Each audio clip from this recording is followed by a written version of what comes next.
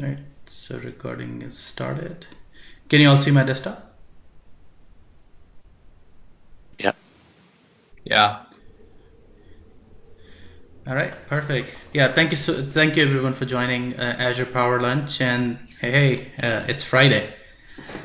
Okay, so today's topic is Terraform with Azure. So I've been recently working with some infrastructure as a code automation and kind of introduced to Terraform. So it is pretty cool tool actually for infrastructure as a code and automating the part of deploying your infrastructure. So I thought maybe I'll just share this with you all today. So before we dive into infrastructure as a code, let's do some updates. So this week we have, there's so many things. I could not cover all of them. So there are a few important ones that kind of caught my eye. So first is Azure Batch AI preview in US East. So if you want to kind of train your machine learning models by using GPU and CPU clusters, you can use Azure Batch, and with Azure Batch you can use standard or low priority VMs. The second one is update management. Inventory and change tracking is now available in Azure Automation. So this is also pretty cool in conjunction with OMS. Then another update is, if you are using app service and if you have kind of subscribe for auto renewal of your SSL certificates, there is some changes on GoDaddy side for SSL policies. So now you'll receive an email to revalidate your domain, and this will happen every 3 years. So before auto renewing your domain, you need to actually validate it once again with GoDaddy. Then another one is we have kind of generally available accelerated networking for Windows and Linux. So Linux one is in preview. So sometime back we introduced the concept of SRIOV with Hyper-V. So we are leveraging the same technology on Azure to kind of increase the network performance. So these are a few updates. For more updates, you can go to Azure blog or Azure announcement page on azure.com, and you can get a list of all the updates there. All right, so we can go ahead and get started with Terraform. So Terraform is a HashiCorp tool, and HashiCorp is an open source kind of a tooling company, and they build the cool tool for different cloud automation, and they have some great products. So Terraform is one of them, and this tool is for building, changing, and versioning infrastructure safely and efficiently.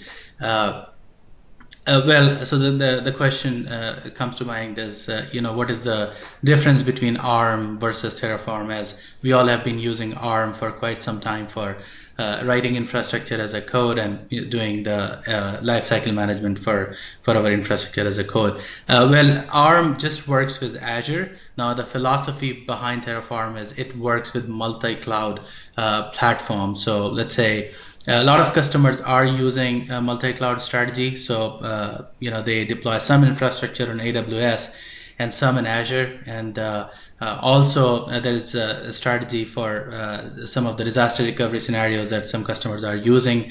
So they have infrastructure on both AWS, Azure, or sometimes on Google.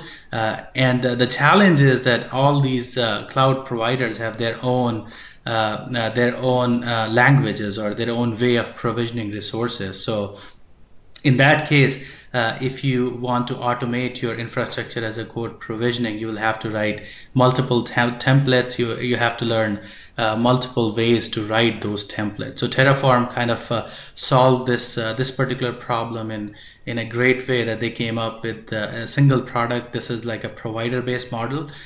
So all the different cloud providers can plug in to Terraform as a provider, and then Terraform build a wrapper on top of the API exposed by the provider. So as an IT admin or DevOps, I don't have to worry about learning all those different ways of writing my templates. I can just learn Terraform and write my template that can provision my infrastructure and resources in all these different clouds. And you don't have to even maintain multiple copies. So like one copy for Azure, one for Google, or one for Oracle or AWS. You can combine this complete code in single template, and once you deploy it, it can go ahead and provision resources in all the different clouds, and kind of you can mix and match from these different clouds. So this is the main purpose of Terraform. Now, as you can see here, you can do infrastructure as a code. Terraform, another cool feature is Terraform actually generate an execution plan. So before you apply any of the changes to infrastructure, you can actually do a kind of a what if analysis. So you can build a plan and you can see what changes will be deployed to your environment. So this way you can protect your environment from unintentional changes. Not only that, you can also create a resource graph. If you are using Terraform, you can install something called Graph Viz, and I'll show you an example there. And it creates a graph, a dependency graph of all the resources that you are creating on Azure or any other cloud platform. Also, change automation. So Terraform actually understands the state of your environment, so it kind of maintain the state when you deploy it through Terraform. And if you're making any kind of changes to the environment, it can track the change, and it will only deploy the change that is added to the template or updated to the template instead of the whole template actually. Now, as you can see, you can write infrastructure as a code, you can plan, so you can see the changes before applying, and then you can create your infrastructure in a reproducible manner in all the different clouds available. Well, there are major cloud players that Terraform support, and Terraform has a dedicated team that works with those cloud providers to kind of keep updating their APIs within Terraform provider. But there are also a lot of open source plugins for Terraform that can be utilized for several other providers which are not like officially covered by Terraform team. All right, so in today's session, I cannot cover the whole Terraform, but there are few main constructs that you have to understand before getting into Terraform. The first thing is a provider. So this is where you can plug in multiple clouds in your template. So there is one provider for Azure ARM. There is another one for Azure Classic. The same way they have a provider for AWS and GCP and Oracle Cloud. So whenever you are planning to deploy resources in any of the providers or any of the clouds, you have to add this provider section in your template. And this section pretty much tells Terraform about your tenant.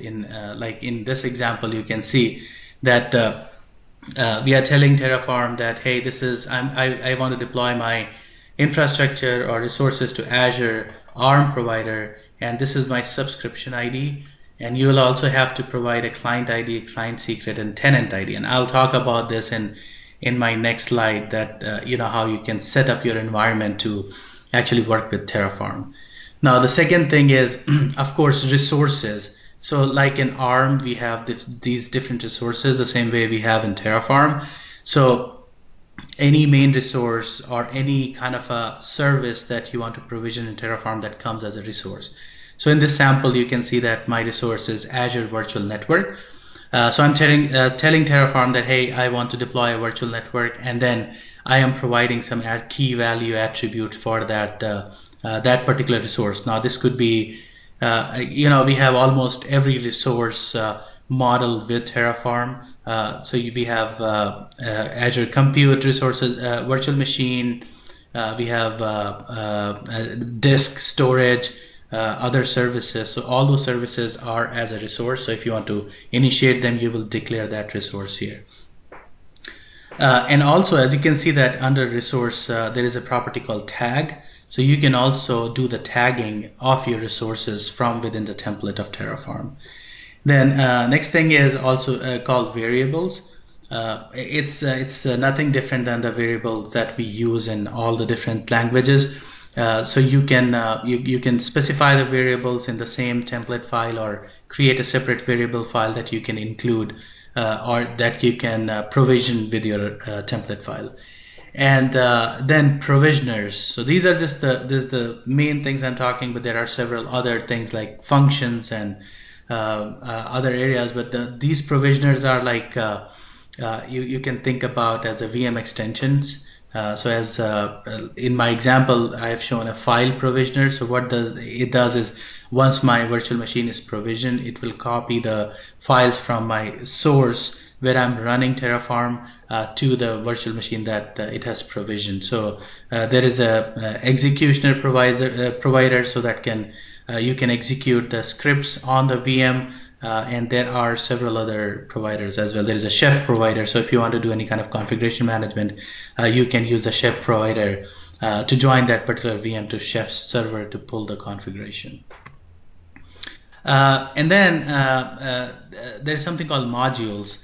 So modules are kind of templates, and these modules can be a collection of resources, or for say, you can say that a reusable collection of resources. So in this case, Microsoft Azure team has created several modules. So instead of specifying each and every property, you can leverage that modules to provision your resources, and that module will have a lot of reusable code in that can provision your resource with very less parameters that you specify.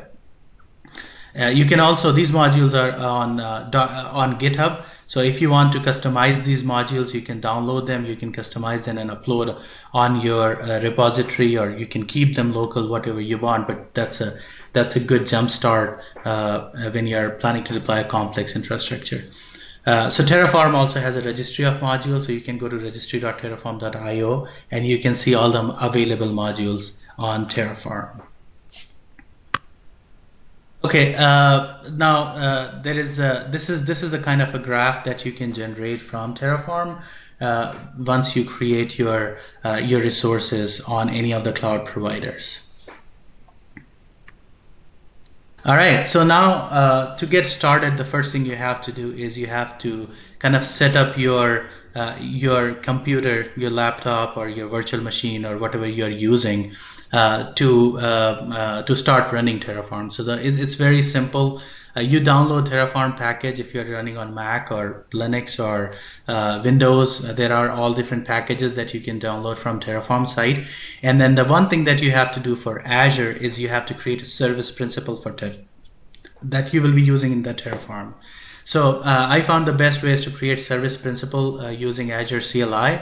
So as you can see here, I created a service principal with a contributor role in my subscription. And now once I create this, I will get some information back from the service principal, and it's like client ID, secret, and tenant ID. And I need to make note of those, because these are the ones which I will be using when I will be provisioning the provider in my Terraform template.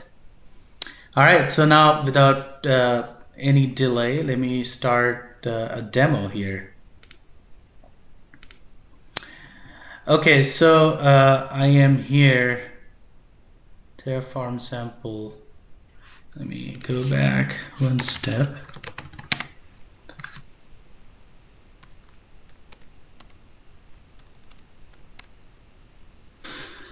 Okay, so one word of caution. I was trying to use Notepad yesterday when I was creating my demo, and Notepad kind of has added some characters to my Terraform file, and it won't run whatsoever. And I was kind of wondering, because I have not made any changes, just open this file in Notepad, and after that when I come to execute, it has some illegal characters. I spent quite several minutes to troubleshoot that issue. So since then, I'm strictly sticking to Visual Studio Code. And as you can see on my Visual Studio Code, I have downloaded the extension for HashiCorp language, configuration language here. which can be, let me see, okay, so that I can see all these formatting for my template.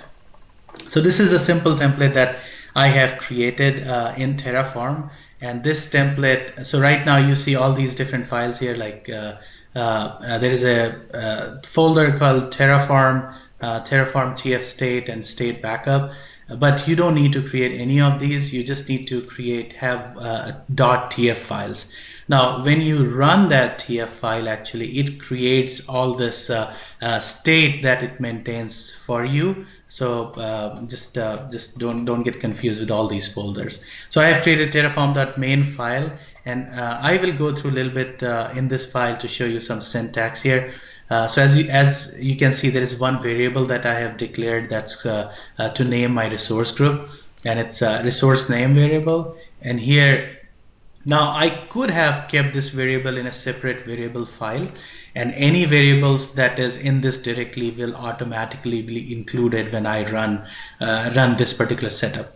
Now this is a provider that we configure. So this is for Azure RM, and as you can see, I am providing subscription ID, and this is the client ID, secret, and tenant ID that I have got from my service principal. So I will need to plug this in here. Now, if I would have been creating multiple resources in multiple clouds, I can add multiple providers here. So I can say provider AWS, and then I will specify the AWS tenant information here so that Terraform knows how to connect to your tenant on AWS. Now these are the resources. So as you can see, my first resource that I'm creating is Azure Resource Group, and the name of this is my Terraform, but the resource group name is my new resource group. So I could have used a variable, but I think I've just made some changes here. And I specified location, it's in East US, and whatever tags that I want to define for my resources. So I'm saying it's a Terraform demo environment. The second resource I've created is a virtual network. As you can see, it's my virtual network name, the address space, the location, and what resource group my virtual network should be in. So here I'm pulling my variable my Terraform .name, and this is coming from this. So this was my Terraform resource group, and whatever name I have specified, it will be creating this resource in this particular resource group. And once again, the tag. The same thing I did for subnet. I have created a public IP here. My security groups here, and this I'm specifying my security rules. So I'm allowing inbound traffic from port 22, and then tags. So you get the idea, right? I mean, you can create all these resources here in this particular file, and then once you are done creating these resources, it's pretty simple. Because I have already installed Terraform, and Terraform is in my path environment variable, so I can go here and I can say Terraform plan, and when I run Terraform plan, it is going to tell me what it is going to do actually.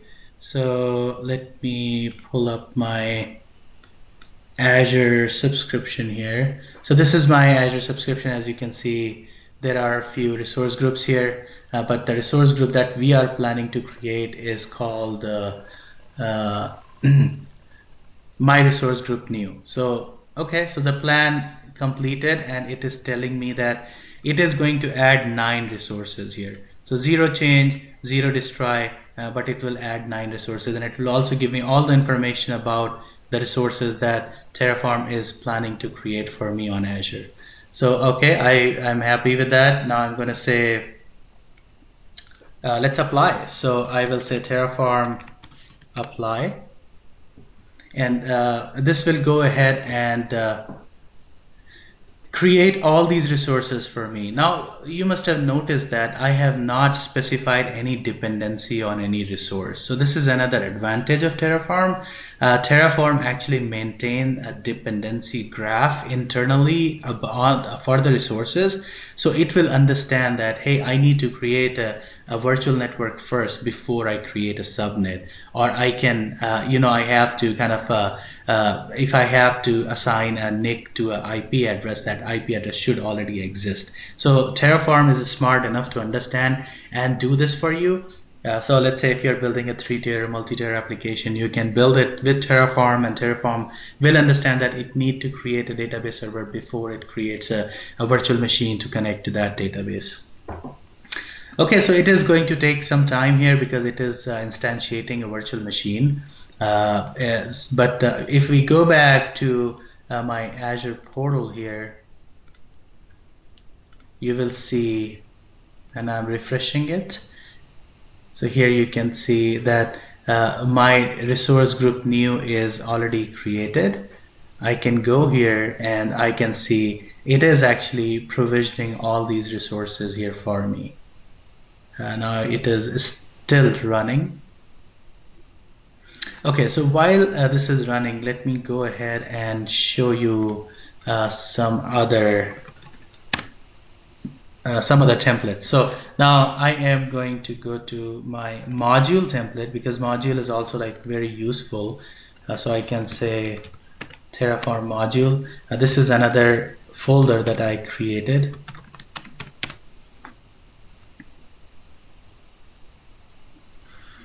Okay, so I'm opening another code instance.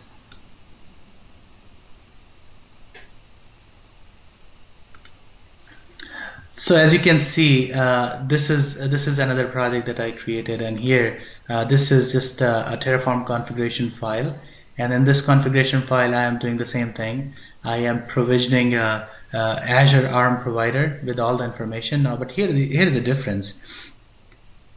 So this template is going to provision 2 virtual machines with a load balancer with just this much code. That's all. Now how is it possible is I am using a module called my compute, and this module is going to take care of creating my storage account and all the other dependencies. Now this compute module is created by Microsoft, so you can go ahead and use it. And the same way I'm doing my compute network, and I'm specifying the resource group which is coming as an output from my module 1.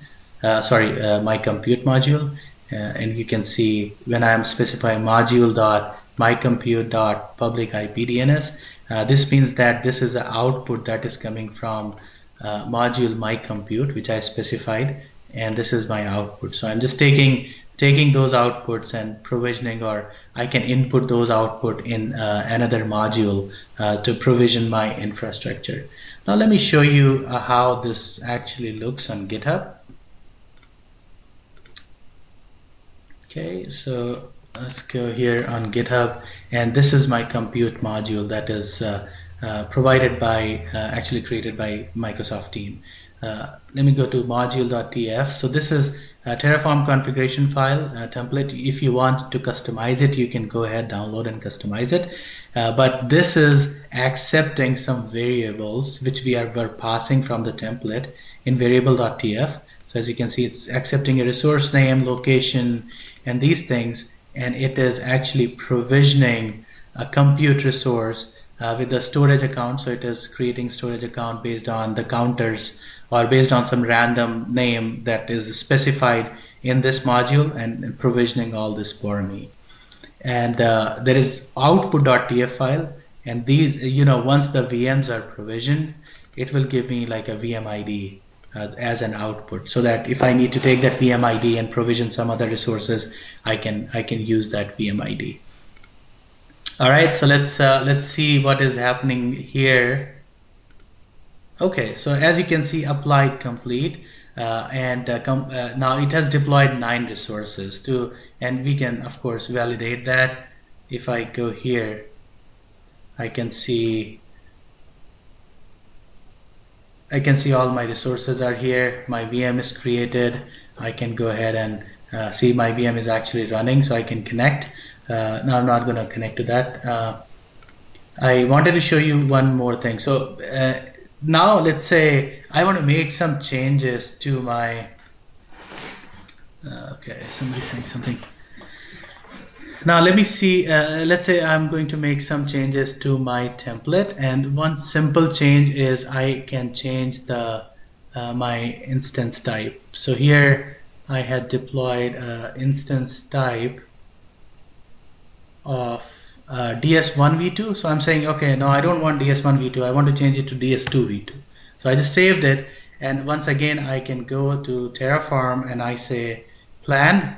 So as you will understand, it will not because it is idempotent and it will maintain the state. So it is not going to deploy the whole thing. It is going to come back and say, hey, you know what? I'm not going to add any resource. I'm just going to change one resource, and I'm not going to destroy any resource. So I'll say, okay, go ahead and apply that, and it will apply that change. And once again, it is going to take a little bit of time. Siraj, Yes. we have some questions. I mean, there's a comment on that IM chat. Like, I mean, if your organization is not a multi-cloud organization, do we? I mean, is there a value of using this? Yeah, I mean, of course, as you can see, this is so simple to use. I mean, don't get me wrong, I like ARM template as well, but this is even much simpler than using ARM, and it also maintains the state. As you could see, I just now deployed an additional resource, and then it just deployed it for me. And if I want to destroy the whole environment, I can just go ahead and say, hey, Terraform destroy, and it will destroy the whole all resource group and every resource in this. So of course, I mean, there is a lot of value, and I'm not just going in details of it, but there are so many cool functions. Like when we are doing the virtual network or subnet planning, we kind of need to divide the VNet CIDR into multiple subnets. So Terraform provide a function for you. So you can just use that function, and it will automatically create the IP ranges for you, which you can assign to the subnets. And they're still developing, and Azure is kind of highly invested in Terraform now. So we are kind of working closely with them to kind of build all these features in Terraform. So this is definitely a lot of value in using Terraform. You can do all the things. You can check in this Terraform file on your source control. You can trigger a build from your build server, and it will go ahead and deploy it for you. All right. So this was this is kind of still sorry, making changes here, but you can see my VM is starting now, and my VM type is now DS2 v2. So as simple as that, I just changed the VM type from DS1 v2 to DS2 v2.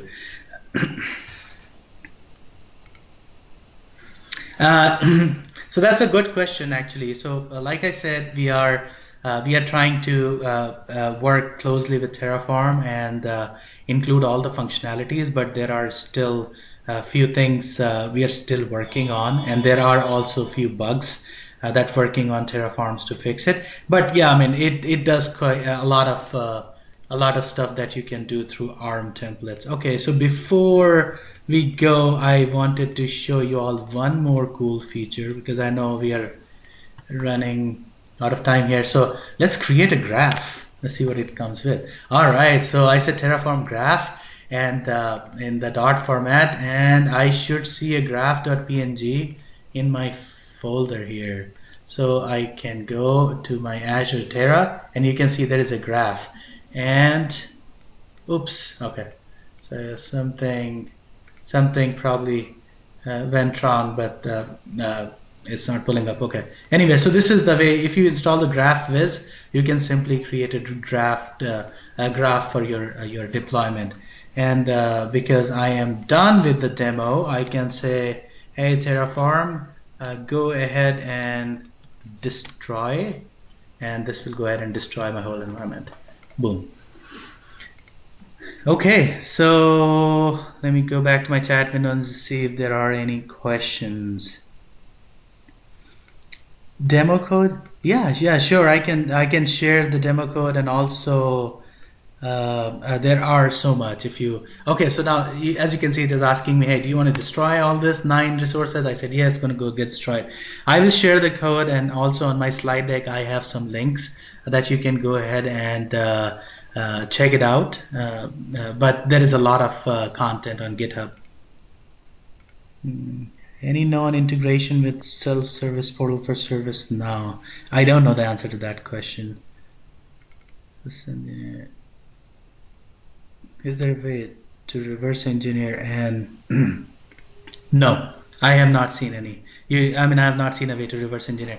I mean, to reverse engineer, I think the best way I've found so far is once you deploy your infrastructure, you can go and kind of create an ARM template. If you go to Azure, it can generate the ARM template for your deployment. So that's the way that you can do it. Okay, all right, perfect. So there are not any other questions. So I hope you all like this Terraform, and you all can start using it and contributing it. This is open source, but be aware when you download any open source code, because things are changing so much, you might run into some bugs which you have to. Terraform will give you a clear message that hey, this attribute does not exist, right? So, but this might have been before, but not anymore. So you can go to documentation and you have to fix that attribute. So just Thank you, just Siraj. something to look for. Yeah, you're Thank most you. welcome. Right. Thank you very much. Thanks all for joining. Thank you. Thanks for joining.